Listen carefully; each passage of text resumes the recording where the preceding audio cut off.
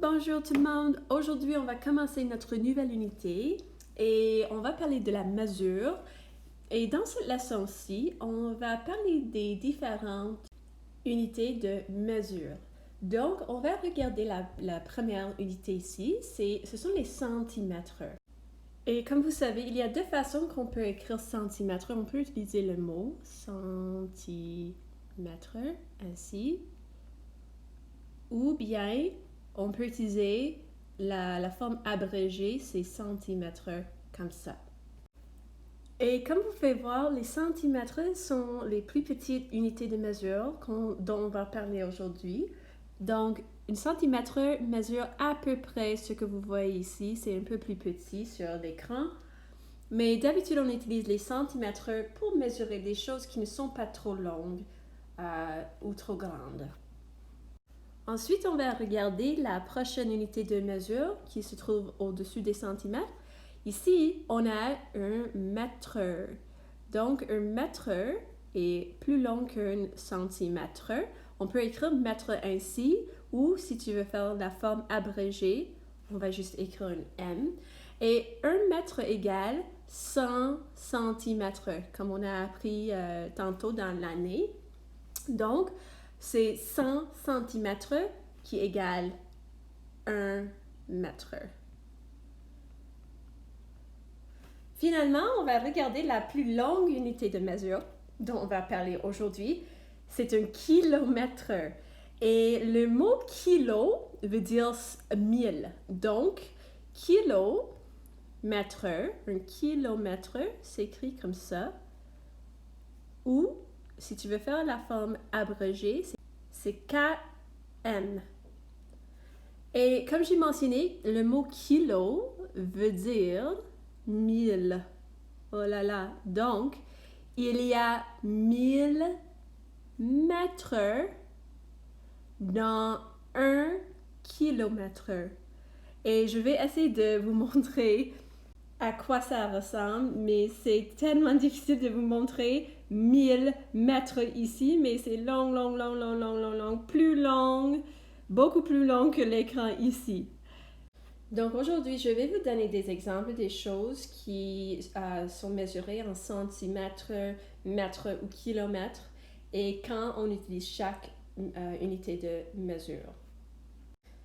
Alors, on va commencer avec les choses qui mesurent à peu près 1 centimètre. Donc, on a une coccinelle. Donc, la longueur de la coccinelle mesure environ 1 centimètre. On a une graine de tournesol. C'est la même chose. La longueur de la graine de tournesol mesure à peu près 1 centimètre de long. Voilà. Ensuite, le bout de ton doigt mesure à peu près 1 centimètre de large, comme ça. Et finalement, on a un M&M, un bonbon de M&M. Ça mesure à peu près 1 centimètre. Regardons ensemble les choses qui mesurent environ 1 mètre. Donc, on a la longueur de la guitare. Ça, c'est environ 1 mètre. La hauteur de ton pupitre, c'était à peu près 1 mètre de haut. Et la longueur de ta bicyclette est à peu près 1 mètre ou 100 cm de long. Et finalement, j'ai essayé de trouver des choses qui mesurent 1 km, mais c'était un peu difficile parce qu'on utilise les kilomètres pour mesurer les grandes distances. Donc, les seuls exemples que j'ai pu trouver sont le pont ici. Ça mesure à peu près 1 km de long. Ensuite, il y a une carte ici et il y a 1 km de distance entre ces deux endroits.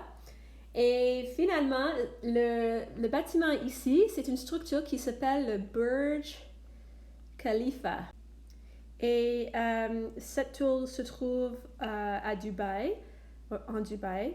Et c'est pas exactement 1 km de long, c'est 830 mètres, qui est un peu plus court qu'un kilomètre, mais c'est à peu près 1 kilomètre de haut. Donc, c'est la plus grande tour du monde. Donc maintenant, on va faire un petit jeu et il faut me dire quel type d'unité qu'il faut utiliser pour mesurer chaque chose ou chaque objet sur l'écran maintenant. Alors commençons avec l'homme ici. C'est une personne qui est une adulte et on veut mesurer son hauteur. Alors est-ce que j'utiliserai les centimètres, des mètres ou des kilomètres pour le mesurer? Et n'oublie pas, plus l'objet est grand, plus l'unité de mesure est grande. Donc, est-ce qu'on utiliserait les centimètres?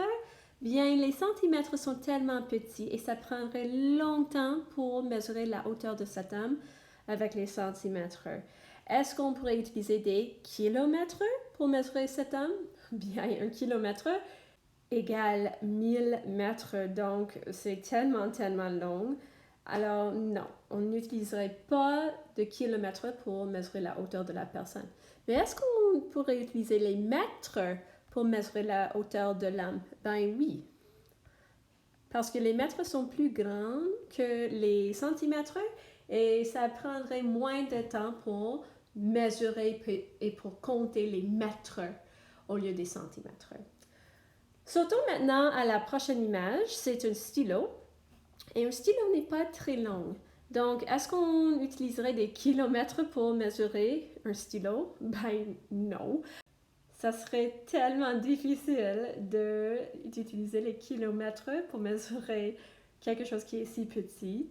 Est-ce qu'on utiliserait les mètres pour mesurer le stylo? Ben non. Le stylo ne mesure pas un mètre, donc il ne faut pas utiliser les mètres pour un stylo, pour mesurer la longueur d'un stylo.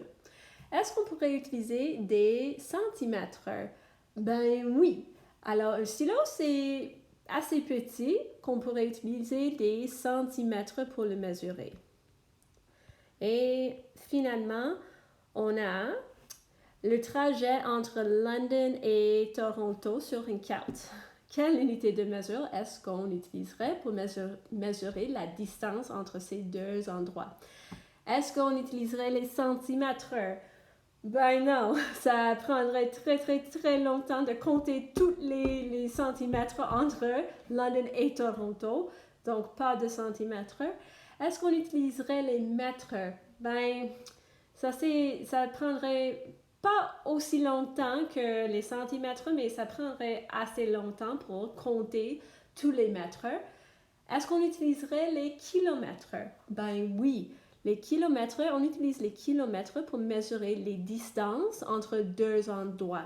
Donc, un kilomètre, c'est un bon choix pour notre unité de mesure. Et maintenant, comme d'habitude, c'est votre tour de faire les activités de suite pour pratiquer ce que vous avez appris ici. Et il y a aussi un billet de sortie pour aujourd'hui et je vais vous voir demain. Au revoir.